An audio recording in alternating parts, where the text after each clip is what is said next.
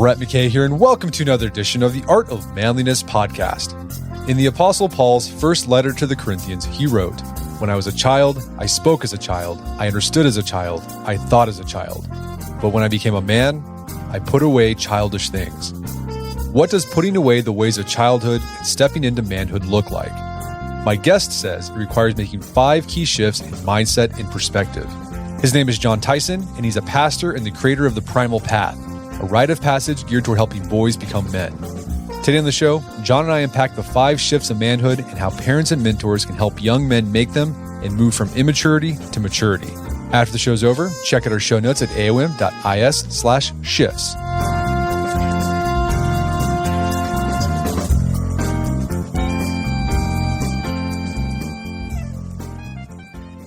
All right, Jon Tyson, welcome back to the show.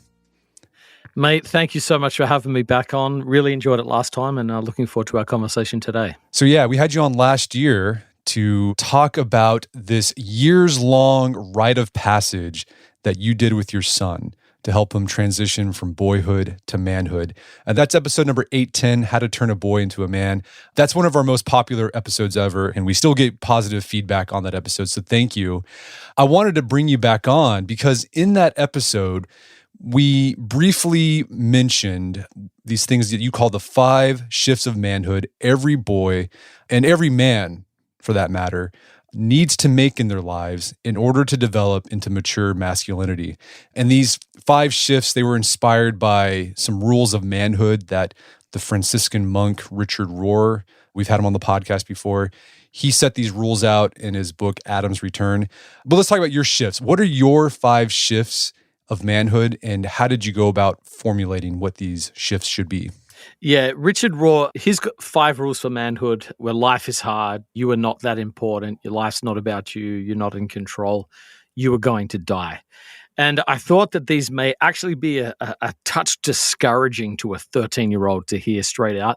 And even though they're true, I felt like what young people need is a desire to know they're making progress. So by framing these as shifts, they get a sense of journey or, that they're moving forward in them. So mine are ease to difficulty, self to others, whole to apart, control to surrender, and the temporary to the eternal. So the way I sort of put it is, boys psychologically are interested in ease, primarily care about themselves, think they're the center of everything, try and control their lives to manipulate it how they want, and then think only about the moment.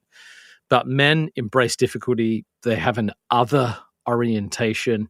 They realize they're just a small part of a great story. They surrender to something greater than themselves, and they live for the long-term rewards rather than immediate gratification. So I try to set up a 1-year journey to focus specifically on helping them make the sociological, spiritual, narrative sort of shifts so that they can move forward into maturity.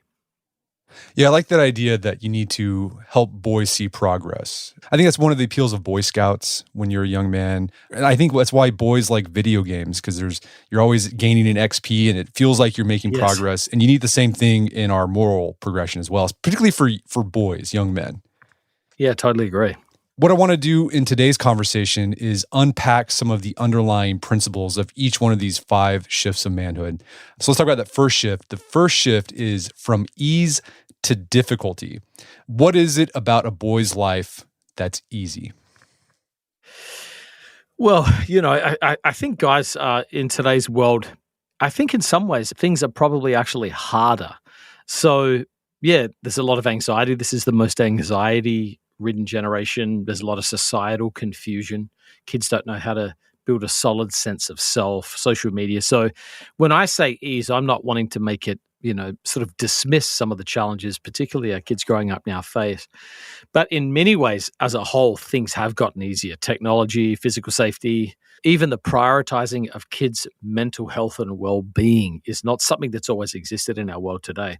But I think I'm talking primarily, when I talk about this, about the internal sense of ease, which is a boy who refuses to grow up and move beyond himself. So sort of a Peter Pan syndrome. And I honestly think in many ways, parents can do a lot of damage with this. They can work to make their sons' lives easy. There's an amazing book, I know you're aware of it, called The Comfort Crisis by Michael Easter. He said in 1990, that's when they really began to track the rise of helicopter parenting. And now they've actually moved on to what they call snowplow parenting, where parents basically violently remove any obstacles to their kids' success. But one of the interesting things that came as a result of helicopter parenting is that in the next generation, anxiety amongst college students rose by 80% after helicopter parenting began. So parents thought they were helping their kids by taking away their difficulties, taking away their challenges, and all it did was actually make them feel insecure and ill-prepared to face the realities of life.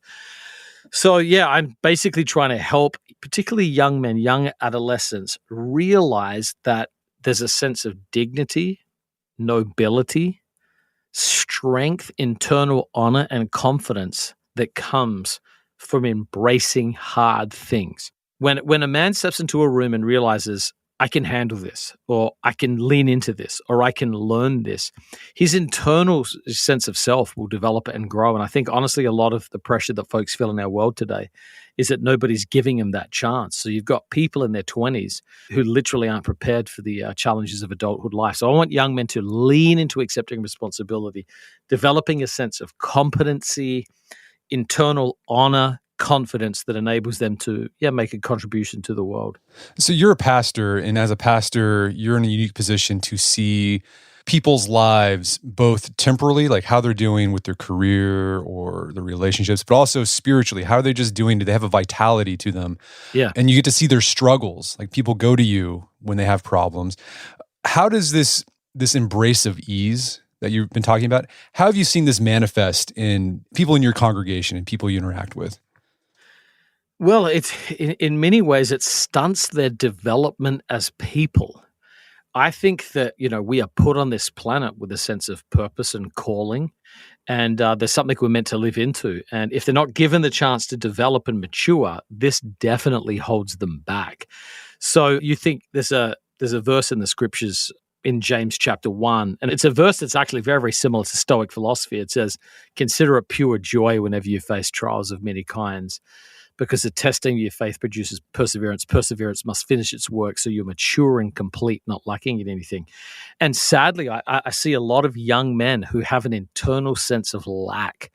They feel a sense of shame because they know they don't have the maturity they need to face what life is asking of them.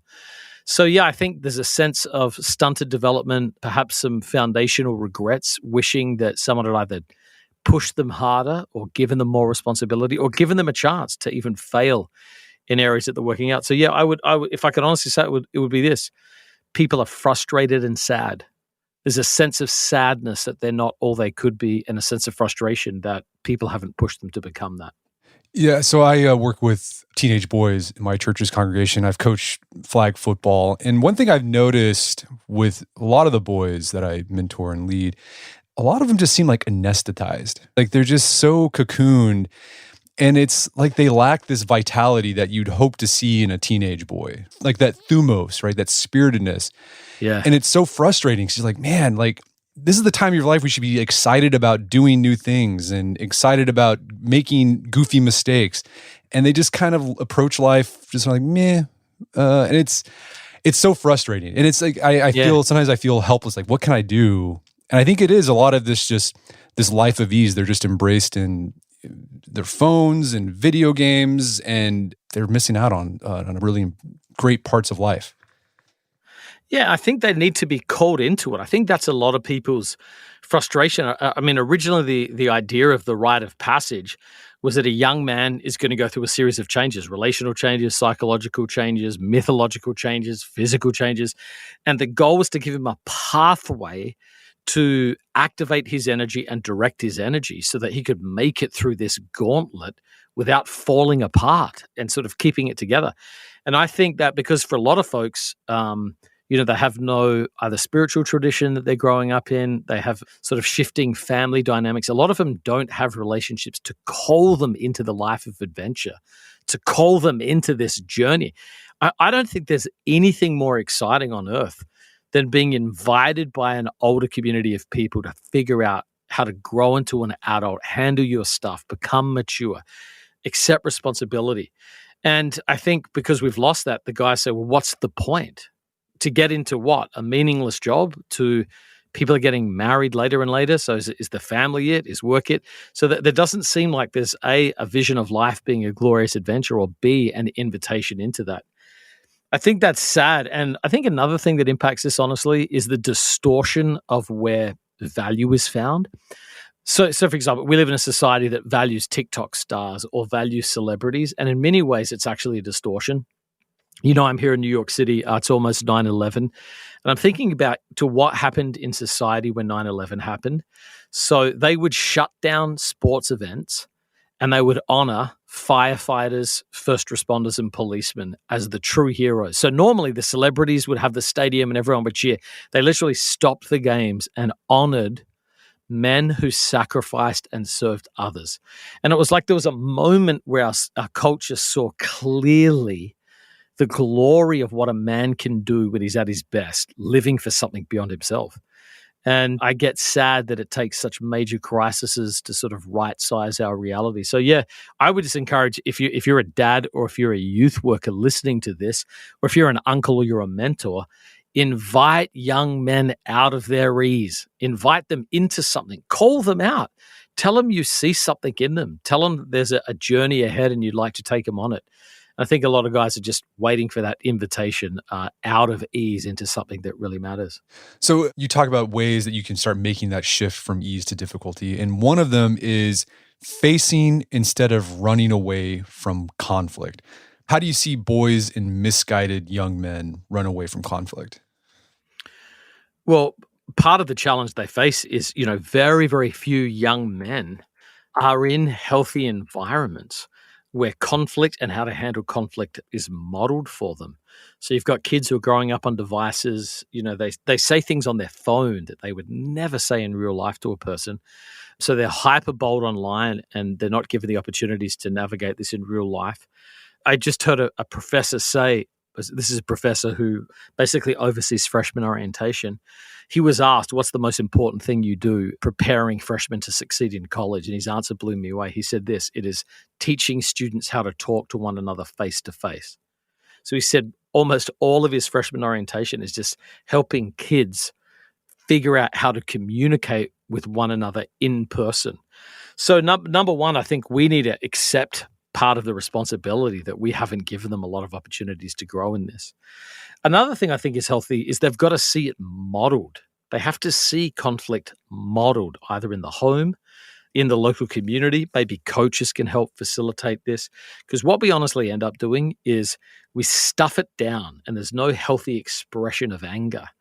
And when that anger is turned inward or the frustration or the conflict is turned inward, A, either the relationship will suffer because you're not working through it, or B, a kind of cynicism and bitterness will settle in the heart. So I think, we've got to put people in positions where we model it so they realize it's not bad. Conflict is not bad. I think you've got to have a larger vision of the value of relationships. Like it's worth fighting through conflict to restore the relationships. One of the books I love, it's not a super new book, it's a book called Radical Candor. And in it, the author talks about trying to find that sweet spot. She says, if all you do is care about a person's feelings and you never confront them, it's going to make it toxic. If you're too obnoxious, like you just rage at them, that's not going to work.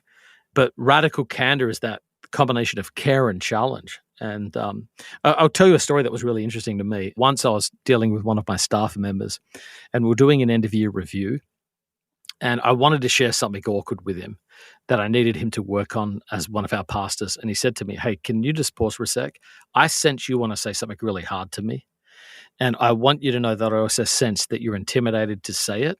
And I want you to know something I've learned, that refusing to share based on what you think other people will perceive you as is actually a form of selfishness. You've got to love me enough to confront me more than your fear of me rejecting you. And I remember, man, there's a power dynamic. I was this guy's boss, and he had the courage to say that and was one of the most life-giving gifts. Love cares more about the relationship with a person than a fear of conflict. And so I think we've got to cultivate love, value relationships, model it, give them examples, and then give them space to fail. If you don't know what you're doing in terms of dealing with conflict or having crucial conversations, you got to give them space to work through it. So practice, modeling, valuing it, leaning into it, accepting it as a part of life, and really helping, I think, young men understand your life will be defined by the conflicts you have. Learn to get good at them and handle them well. And the more we do now, I think the better our society is going to be, as well as their lives. Well, related to embracing conflict, I've noticed that a lot of teenagers have a problem with this because they're learning how to do it. But then even a lot of older men have a problem with it because they haven't developed this capacity, and that's just to be assertive. Yes. Yes. What can we do to help young men learn how to be assertive? So it's assertiveness is standing up for basically being a self and setting boundaries and pushing back or saying no. How can we help men be more assertive? Well, I think what gets celebrated gets repeated. I mean, that's a basic in management. And so a lot of times I think where we go wrong is we shame the lack of activity, and Robert Bly, one of his most interesting insights was that boys experience shame in the presence of their fathers when they are passive. There's just a sense that a dad puts out, which is, why aren't you doing more? And so often they retreat to their mothers or to feminine energy, because if a young man comes in, an adolescent comes in and he hasn't done enough, mum is primarily going to say, hey, that's okay, I still love you. The dad's going to express disappointment. I think we've got to find a way to be a little more holistic. I think we need to reward action when we see it. I remember really, just a practical example.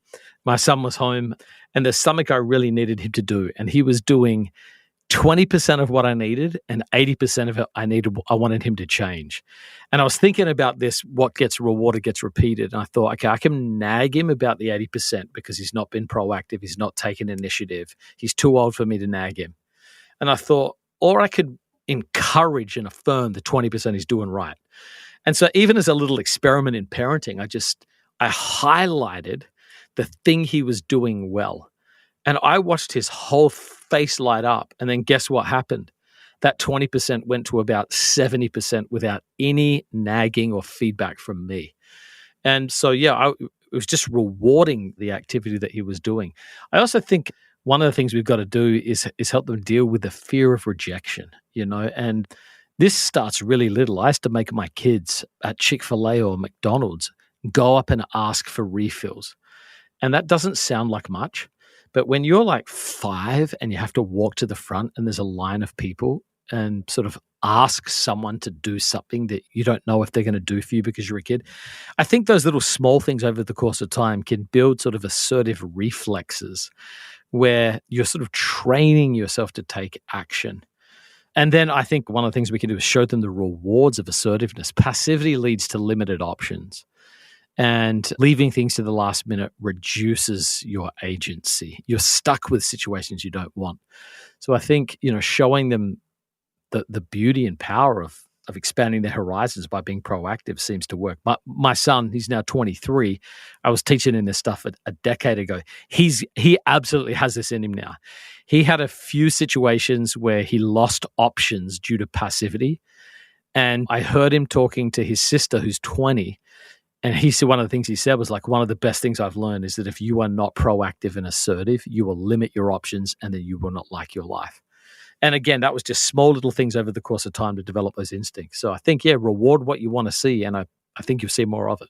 No, I love that, giving your kids opportunities to practice the skill of assertiveness. We've done that with our kids too. Like at Chick-fil-A, you can swap out the toy for an ice cream cone. Yes. We made our kids when they were like 4 or 5. If you want the ice cream cone, you got to go ask the person. And they were terrified, but now, they did it. And then as they've gotten older, we've had them expand that. The things they have to ask for become harder, but they're doing it. And little by little, it's going to add up to something, I hope. Yeah, I agree. So another way that you can shift into embracing difficulty in manhood is embracing responsibility. But a lot of boys, a lot of young men in their 20s, they don't want to embrace responsibilities because, let's be honest, responsibilities can be burdensome. So how can we make the idea of embracing responsibility more attractive to young men? Well, I think a huge part of it is showing them that it is a gift. It is a gift as a man to be able to handle hard things. It is a gift. Again, I know that this has been brought up a lot, but it's confidence comes from competence. And the more that they get confident in handling difficulty, the more they're going to start feeling good about themselves. Like, hey, man, I can help you with that. They're going to see others' eyes light up when they show up and they can add value in a room. Again, there's that sense of internal dignity. I have what it takes to face the moment. And I think one huge motivator that we don't talk enough about is recognition of peers. Peers, we want honor, not just from the opposite sex or the people that we're attracted to. We want honor from our peers. And so when your friends look at you with respect because you can do something or you can handle something, I think that's a huge motivation. So I would say you've got to give them a vision of the beauty of being able to handle hard things. And again, the more you affirm that, the more you recognize their growth and their effort, I think the more that you begin to see of those things. I did an apprenticeship as a butcher from ages 16 to 20. So I dropped out of high school, got a job at 14, dropped out of high school at 16. And I know that feeling of, a group of older men who could do everything in a butcher shop, and all I could do with a knife was cut my arm. I mean, it was terrible. And then over the course of time, they gave me small skills and challenges and were patient with me. And my internal sense of dignity, of honor, of recognition of value just grew over those 4 years. And so again, I think it's giving them a vision of that, showing the rewards of that. And then one of the best ways to help them embrace difficulty is to turn around and have them teach people a little bit younger than them what they've learned. They will feel amazing seeing their growth, knowing they can impart what they've learned to other people. So I think you've got to create a cycle, sort of like a multi-generational cycle of the beauty of difficulty, and then a desire for you to grow in that path so that you get affirmation from peers, honor from those above you, and dignity as you invest in those who are coming up. I think that's great. I think that's a really important point, particularly for men who are in mentor positions to young men. You need to affirm these young men. When they embrace responsibility and they do the right thing, tell them they're doing a great job. Yeah. And I mean, because if every guy's listening to this podcast, they probably had a moment when there was a man, and not just their dads, but it could be a coach, a teacher. I think especially when it comes from another man that's not related to you. Yes. It just invigorates you. It makes you feel amazing and you want to do more of it. So if you are a coach, a youth leader, a teacher, when you see a young man embrace responsibility and do the right thing, tell them they're doing a great job, because that's going to do tons for them. I just hired a guy on my team, and in the interview process, I was the second interview we did. Young guy, 25 years old. He was living in the South, and moving to New York City is embracing difficulty. It's more expensive. It's a faster pace of life, a lot less sort of life comforts. And I said to him, this is a 25-year-old guy, why do you want this job? And I'll never forget this. I've been interviewing people in some way, shape, or form for 2 decades. And he said, I'm a young man and I want to load up responsibility on my back so I can expand my capacity. And when I got off the interview, I said to the person who was going to be his manager, hire him. It almost doesn't matter what that person does. A young man in his mid-20s who's thinking about life like that, what a rare and refreshing thing. And I'm actually looking at that guy right now as I'm doing this recording, and he is killing it. He's doing an amazing job. He stands out in a crowd because he's chasing down responsibility. My definition of masculinity is the joyful pursuit of sacrificial responsibility. And I think that's when a man is most fully alive, when he is joyfully pursuing the good of others through sacrificing himself. And obviously as a person of faith, I think we see this best in the person of Jesus, but there's that archetype of the man giving his best for others. I think it's compelling, and I think our world's aching to see more men like that. We're going to take a quick break for a word from our sponsors. And now back to the show. Okay, so we talked about the first shift from ease to difficulty. Let's move to the second shift, and that's the shift from self to others. What does this boyish, self-centered approach look like? Well, it basically just makes you live like you're the center of the universe. Part of the challenge in modern life Charles Taylor talks about living in an age of the authentic self. And the authentic self basically says, life exists as a blank canvas for me and my own pursuits and fulfillment. So there's no concept of the common good. There's no concept of obligations to a larger society or to a previous generation or to, any sort of religious tradition. It's just you doing you, and the world exists to expand your rights. And listen, there may be societies where individualism's been repressed. There's been an unhealthy collectivism that's, required the triumph of the individual. But I don't think that's the world that most of us are living in. So what it actually does, and part of this is how society forms us. When you have social media feeds, you only see who you want to see. We're living in a world of preferences. And so whenever we don't get our preferences met, we feel like it's a major crisis. St. Augustine talked about the idea of incurvatus, which he called love turned in on itself, which means love is an other-centered orientation, which means it requires another to find its fulfillment and proper expression. And he says the problem, in essence, of what sin is that all of our love is turned inward towards ourselves. And so as a result, we end up sort of inhibiting our growth, and we become people whose hearts are closed off. And this can make us, bad neighbors. It can make us bad partners in relationships. It can make us bad employees. And we just live in a little. C.S. Lewis wrote a famous essay on sexuality to a young man he was writing to. And he says, the self and selfishness is a prison we live in, but the challenge we face is that we learn to love the prison of the self. And so we think we're free in it, but we're actually trapped in it. And the goal is always to come out of ourselves in love towards other people. So yeah, this is, I think, the hardest war, because selfishness feels good. Selfishness feels great at first. And when you're young, you don't have that trajectory or history to see the damage selfishness does. So yeah, I think we're relational beings. We're created to love, and we thrive best getting beyond ourselves into love. So I think this is one of the most important shifts, to move from a self-orientation to a vision of caring for others. And we talk about the point of adolescence and your early 20s is to develop a self. But if you don't have others in your world, like, how can you develop a self, right? I think you need other selves to know that you are a self. Does that make sense? Like, if it's just you. Yeah, totally. Yeah. Yes. You need little bits of feedback. You need those little relational pings, those belonging cues, all of those small little things that just sort of help you orient your way through life. And, I think it's up until age 2 or whatever, an infant has no awareness that the universe doesn't exist for himself. But the older you get, the more you realize life is about others. And so, yeah, again, I agree with you. I think it's important. You've got to figure out who you are before you try and change who you are.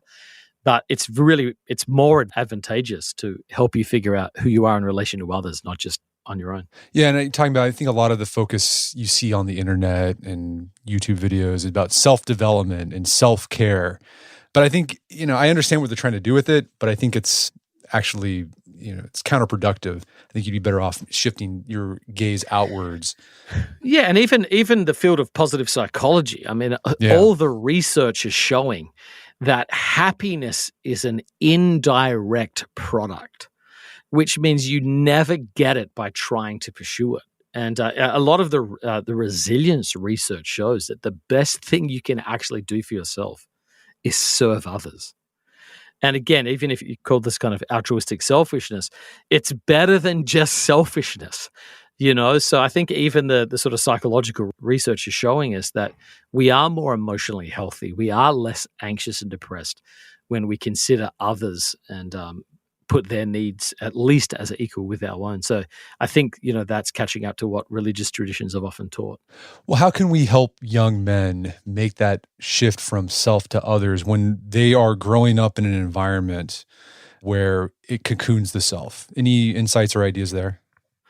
Well, one thing I'd say is, you got to get your son out of his room.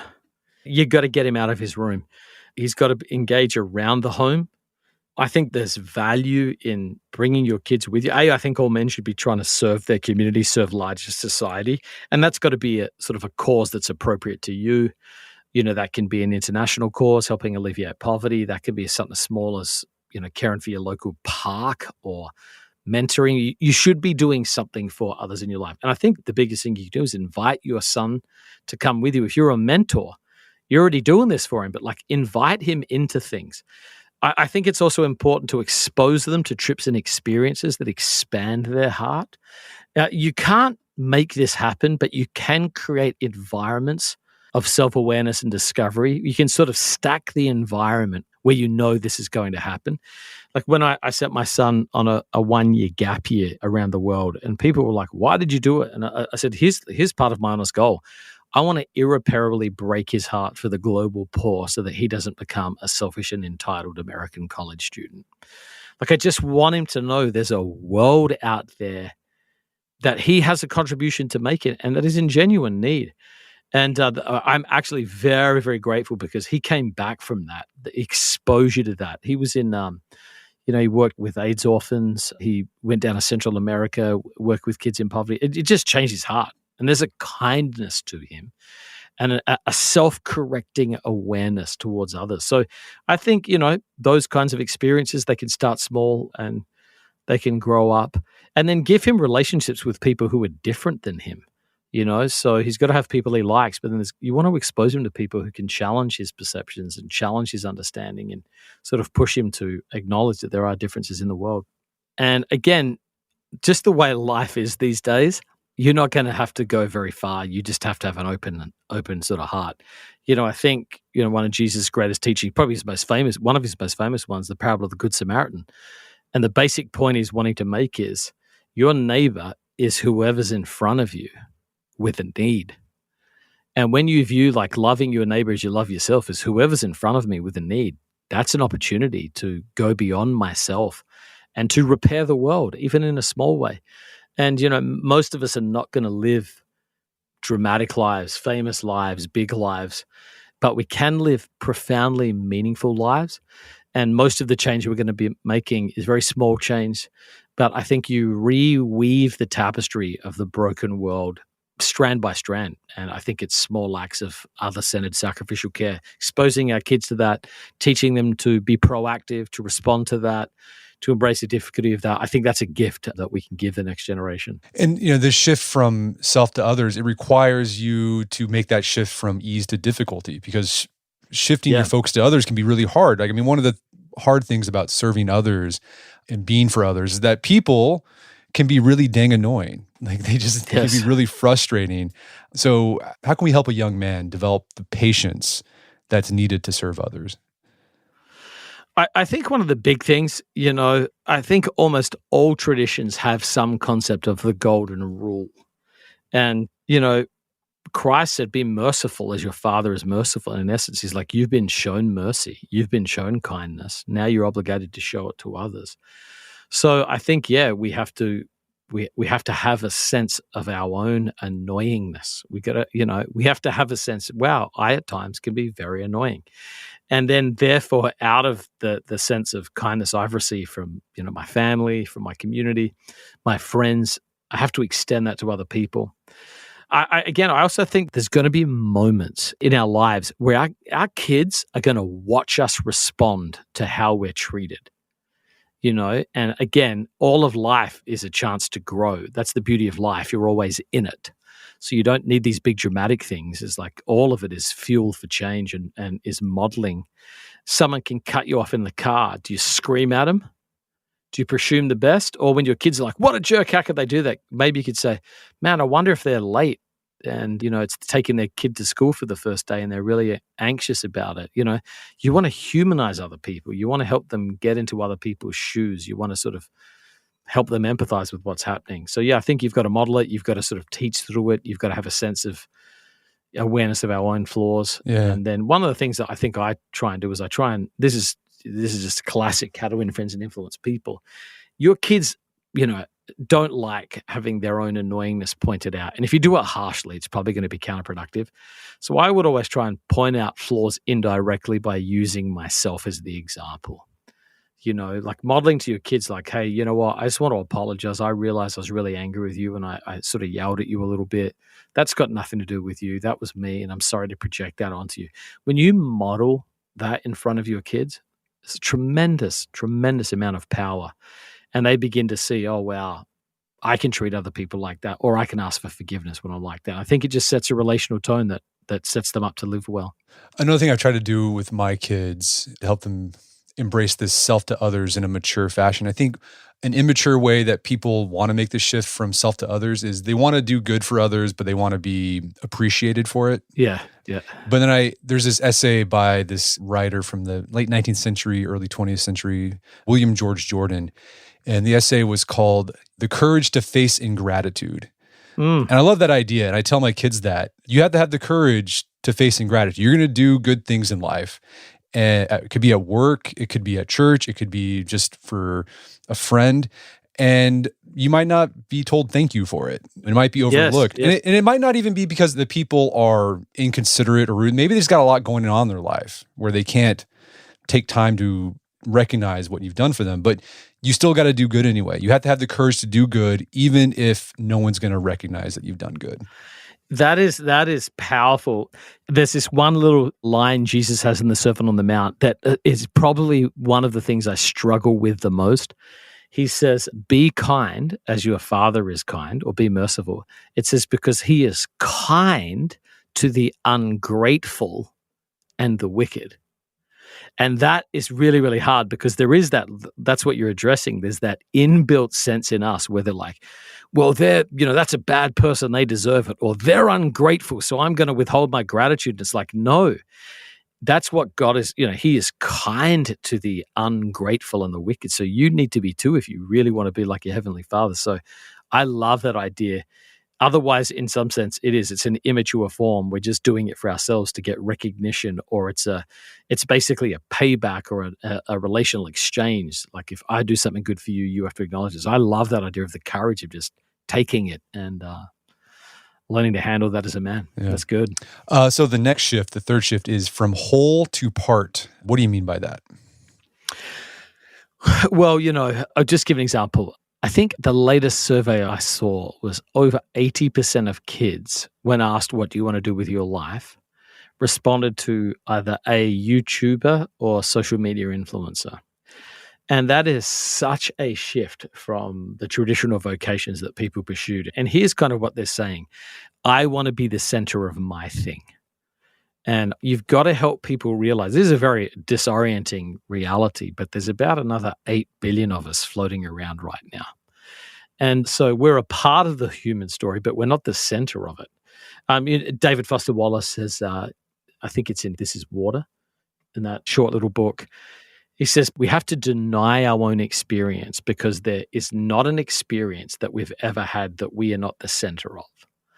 And so he's like, in some sense, we're living in a reality distortion field because everything we experience, we're the center of it, but that doesn't match reality. So a part of the goal of life is to help our sons move beyond themselves. So you want two things. You want sort of confidence that you are important and that you do matter, but you want humility to acknowledge it's not all about you. And again, so the goal is not to try and be the center of the story. I think that sort of narcissism and self-focus is unhealthy for a person. It's going to distort them. It's unhealthy for society when you've got men who are using the world to build themselves. But you don't want sort of passive, weak men who lack confidence, which is, well, I'm insignificant, I don't matter, I'm nothing. That's that combination of like, hey, you matter, you've got a role to play, but it's not all about you. So, take your place on the wall, build your thing, but you got to realize it's not all about you. And so, I think part of that is exposing them to the larger world. And I think, again, this I think is connected to embracing difficulty. Every man in his heart really has to be able to do this. He's just got to hold his own. A man needs to be able to hold his own. And when a man can hold his own, when a man can pay his bills, win the love of a good woman, marry, stay married, and enjoy marriage, raise kids, or if they're single, like live with a sense of purpose and calling. That's going to give you enough to not have to make everything about you. And I think it'll give us that sense of, hey, I can't do everything, but I am doing something that matters, and I'm a part of something bigger than myself, and I have a part to play. and let me just play my part well. And I think there's actually something very liberating about that. The older I get, I'm in my mid-40s, the older I get, the more I'm like, I don't want to be the center. But that comes with age. And so I think, helping him get that sense, play your part, you do matter, but you're not the center. Confidence and humility is, I think, very, very attractive and really what we need in the world today. Yeah, so it sounds like this shift is helping young men figure out their role in life. Yeah. And I think oftentimes we think there's this idea, and I think in modernity, that we have to create our roles. And maybe there's some roles that we do create for ourselves. We can be constructors of ourselves. But I think one thing you're talking about is helping young men find those roles that already exist and helping them embrace them and excel at them. So that role could be parent, it could be fatherhood, it could be being a husband, it could be having a role in your community. Like there are roles there. I think that's part of the problem with modern life is that there is an existential pressure to create ourselves into the thing that we want to be, and as a consequence, you just feel just overwhelmed by it. When there's tradition you could fall back on that can help you, give you a sense of self that's already there for you. And then you can change that role a bit based on your own uniqueness, right? So you don't have to reinvent the wheel is what I'm saying. Yes, I think these are very challenging times, particularly for young men. Listen, I'm a big believer in empowering women. I don't think anything we're talking about is to the exclusion of women. Obviously, this is a conversation focused on young men. But these are particularly challenging days for young men coming up. So you've got gender confusion, which is definitely too big for this podcast, but it's like we don't even have a sense of what it means to be a biological being anymore. That's like very, very confusing for people. And then you live in a world where, again, many of those traditional roles have disappeared. And so many of the things that men were traditionally affirmed for have now sort of evaporated. And so there's sort of a sense like, wow, what do I use my strength for? What do I use my competitive spirit for? Like a lot of those things have been weaponized against young men. And sometimes because, they've done damage with them. But for those coming up who haven't even had a chance to do damage.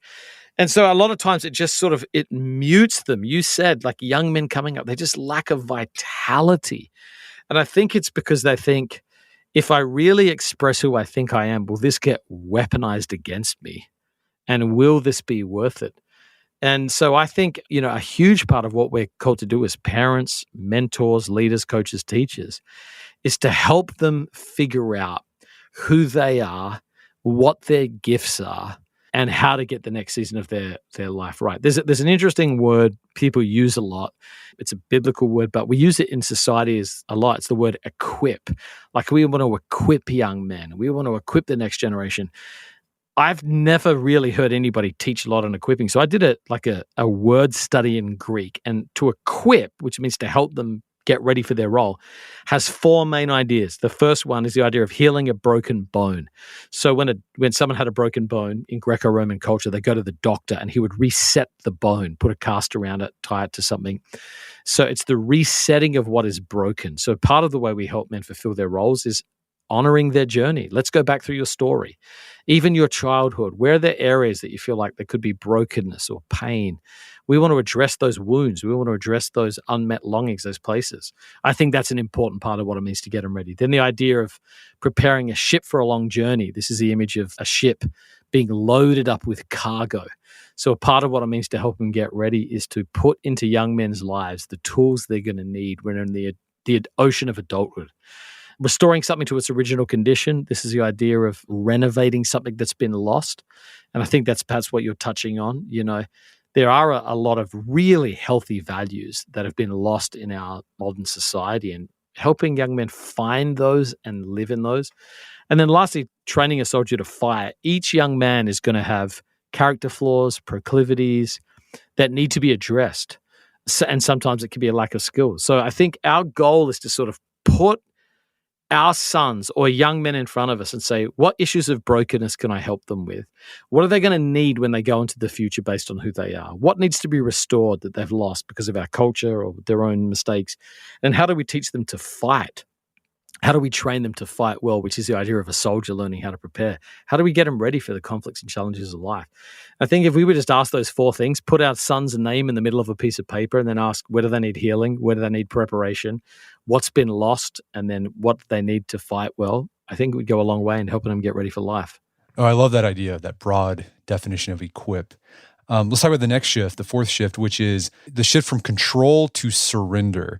So how does control manifest in a boy's or an immature man's life?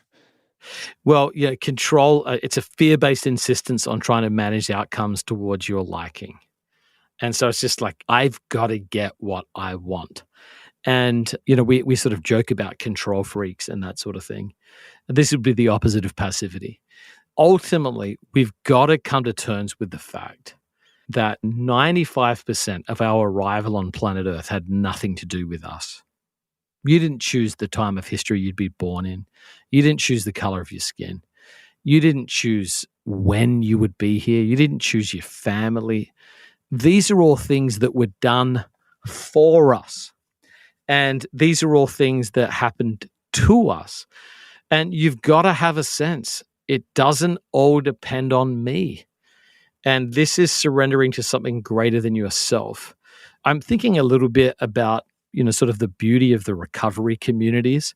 I think in some ways, they are teaching the rest of the world how to really be vulnerable and how to love.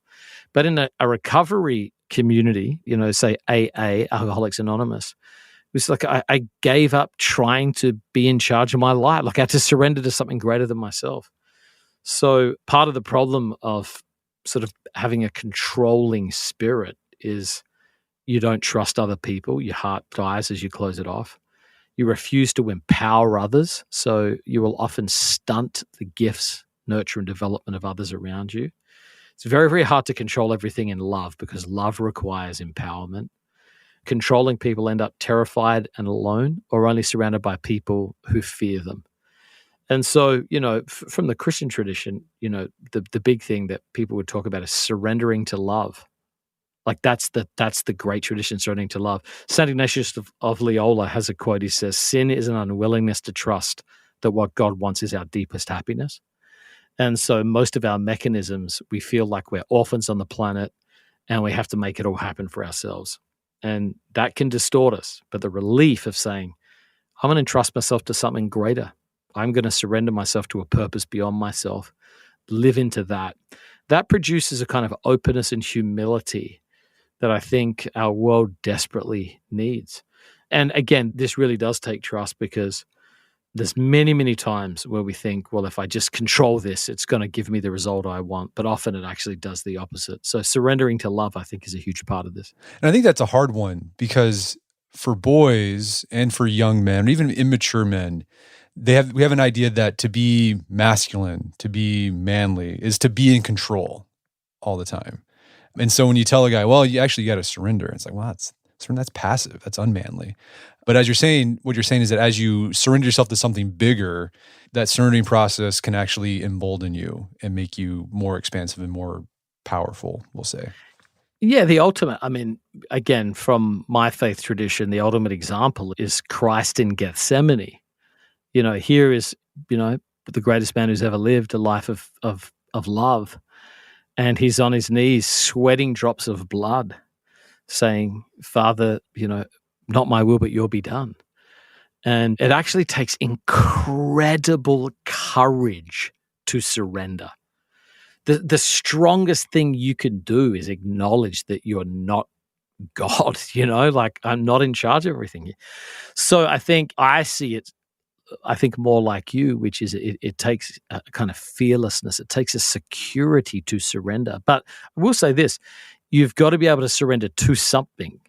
Like if you don't have a larger sense that you're in a larger story or there's sort of an ultimate meaning or cause you're living into, it can be very, very hard to surrender because if you're like, I'm here for no reason, there's no purpose, I make up the rules, that is going to produce a kind of, I think, unhealthy aggression and domination that can damage the world. So yeah, people have to go on their own journey and figure out what it is.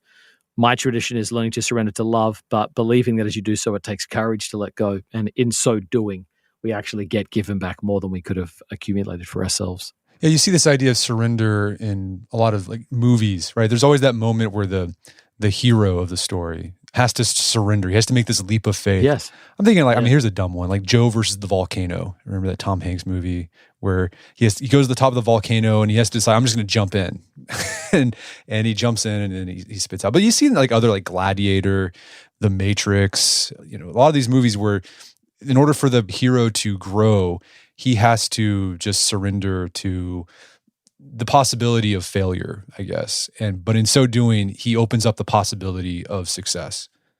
Yeah, I mean, totally agree. I mean, in essence, the archetype of every villain is the villain is trying to control everything. Right. And the hero is the one who is surrendering out of love for others. Yeah. And so you've definitely like that archetypal sense of like go through any movie, the villain is the one trying to control everybody out of selfish motives. And the hero is the one who will give himself out of love for something greater than himself. It's there. It is something core to who we are as men that I think we need to mature into. All right, so that's the fourth shift, from control to surrender. The final shift is from temporary to eternal. So what does a boyish temporary view look like? Well, I think, it looks like now. It looks like the immediate. It looks like instant gratification. It looks like I don't care about the future because there's no such thing as the future, and all I want is this now. And again, what can be so sad about this is we limit our options. Every choice we make now is either reducing our horizon of possibility or increasing it. And a lot of times we make short-term decisions and short-term thinking that sort of hold us back. And so, yeah, the big goal is to try and get them to think long-term, big picture, outside of this season. When I was with my own son, I would always, whenever I sensed something was shifting in his heart, maybe he was shifting, sort of psychologically, developmentally, or even in terms of his interest in his hobbies, I'd always try and process that with him, which is like, hey, you used to love robotics when you were 12, but now that you're 16, why don't you like him anymore? And he'd say, well, I think I just outgrew it. And I want to say, enjoy your moment, but I want you to know when you're 25, you'll probably outgrow what you love now. So hold it loosely. Think long term. Think big picture. Teach them about the compound effect, about how our daily decisions set us up for something longer. So yeah, we can so overload the present that it crushes us if we don't have the relief valve of later to work out our expectations. And ultimately, I think our goal is to help young men make wise decisions based on greater rewards later on, rather than just immediate gratification. This is hard. This is an instantaneous generation. And again, I think this starts when kids are very, very little. We have to teach them, self-restraint. We have to teach them the ability to think big term. A lot of parents, and I understand it is so hard to parent in the modern world, but your kid cries, so you give him an iPad. And then bingo, he's trained to get what he wants immediately. And I think it takes real sacrificial love to sort of say no to the moment, explain why, give them encouragement along the way, and help them see the rewards of long-term thinking. This is very, very hard. Almost everything in our culture is at war to make sure that this doesn't happen. So this requires real intentionality. So you mentioned some things that you can do to help your son, or even it could be your daughter too. This applies to them as well, to make that shift from temporary to eternal. And for you, because you're coming from a Christian background, eternal is you're thinking about not just earthly life, but the life to come. But I mean, you even talk about in some of the stuff you've written about helping your children think long-term when it comes to finances, when it comes to your time management, when it comes to your relationships. So what are some practical things that you've done with your children to help them make that shift when they're thinking about, instead of thinking about just now when it comes to money, time, and relationships, they're thinking about 10 years from now, 20, even like it could be even the next generation. Yeah, I mean, we did that for both my kids. I opened a Roth IRA as soon as I could. So I took them through the compound interest thing, showed them the chart. And so I would say to them, do you want this money now or do you want to save it? If you have it now, you can spend it whatever you want, but I want you to know that this is going to cost you 4 or 5 times as much. Or would you like this when you're older? So I think one of the things that we forget is almost every moral system that matters is actually motivated by rewards. We forget this. You've got to hold rewards in front of them to show them that it's worth not giving in to the short term. So what I was trying to do with that retirement chart, if you put $6,000 away a year now, you'll retire as a millionaire and it will be effortless for you. But all you will have done is stewarded time and money and decisions right. And then I sort of try to expand that out. We're big believers in life in, just the law of the farm, law of sowing and reaping. And you reap what you sow. Don't expect a harvest if you haven't sown anything, man. I got that in my kids' heads so many times. Law of sowing and reaping. I wanted them to realize you will be rewarded if you make wise decisions now, and you will experience regret if you don't make the right decisions now. Now, listen, you can redeem that regret, but why not start by doing it right? So yeah, we would talk about the law of the farm all the time.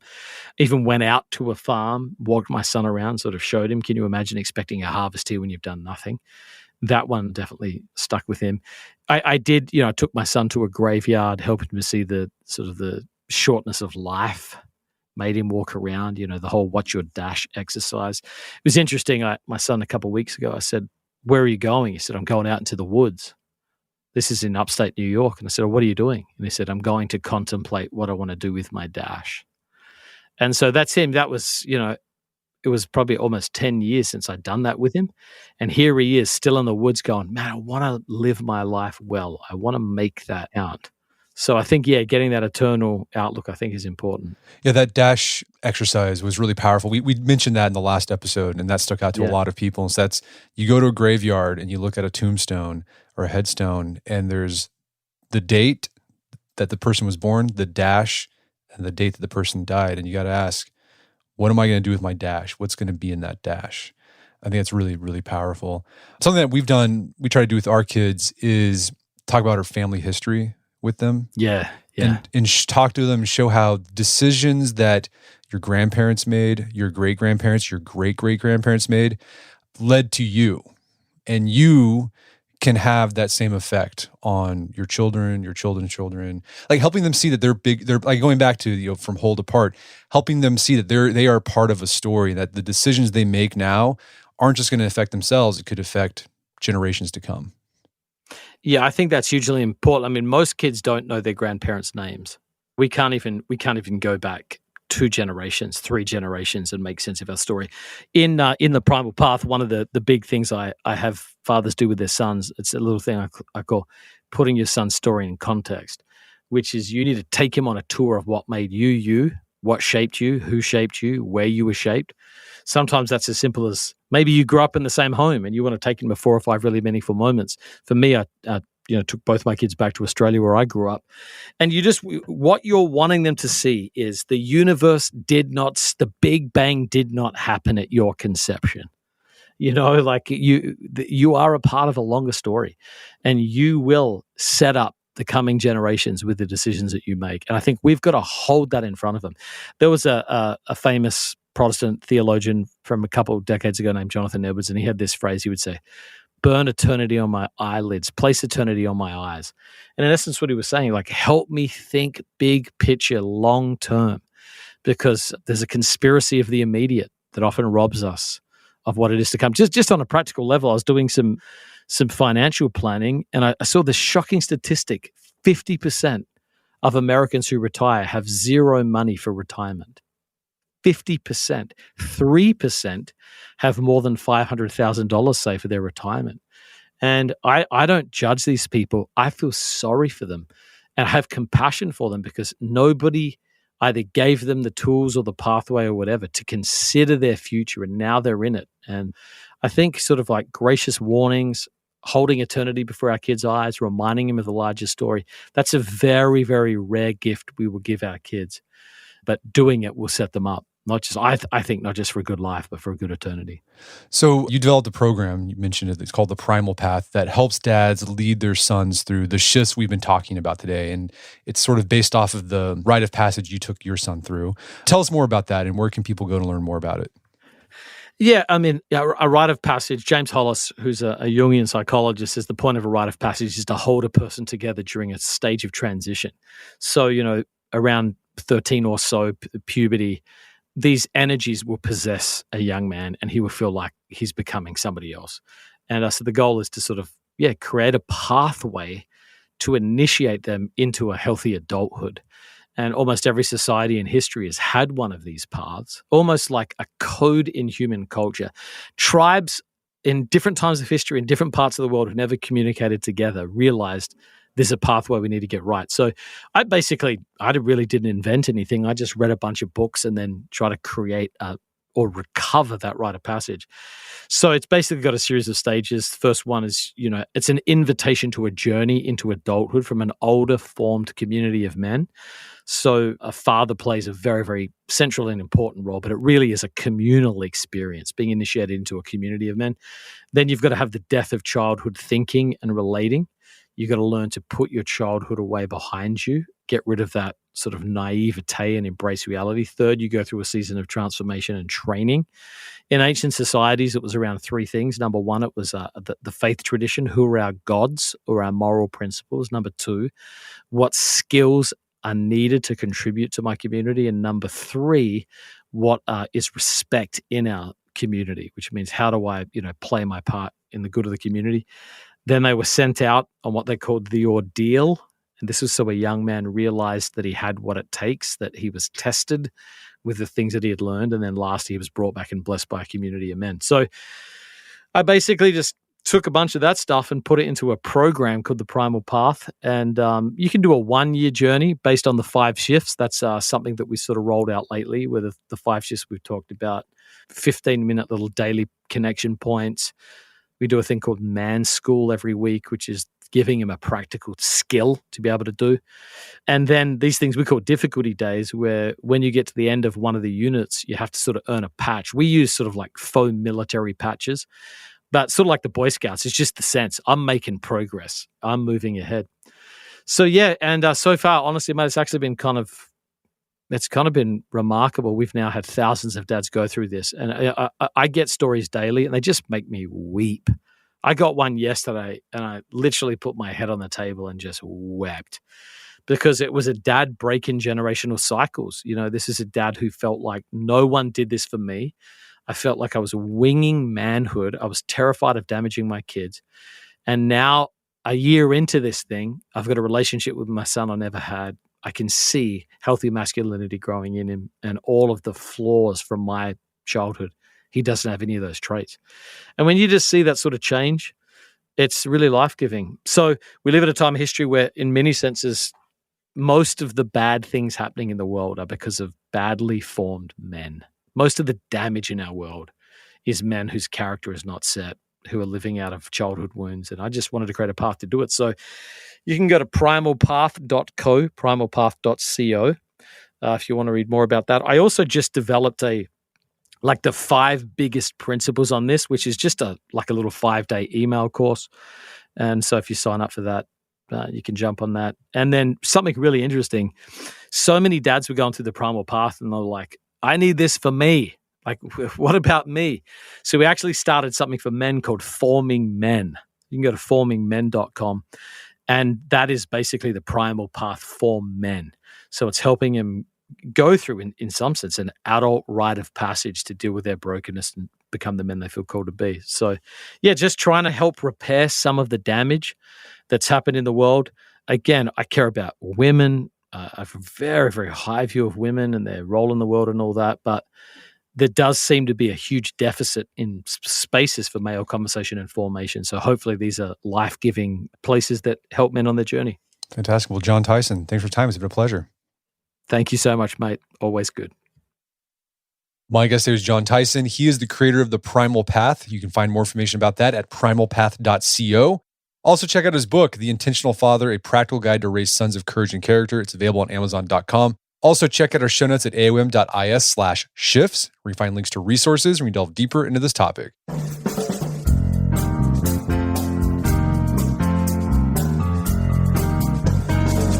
Well, that wraps up another edition of the AOM podcast. Make sure to check out our website at artofmanliness.com, where you find our podcast archives.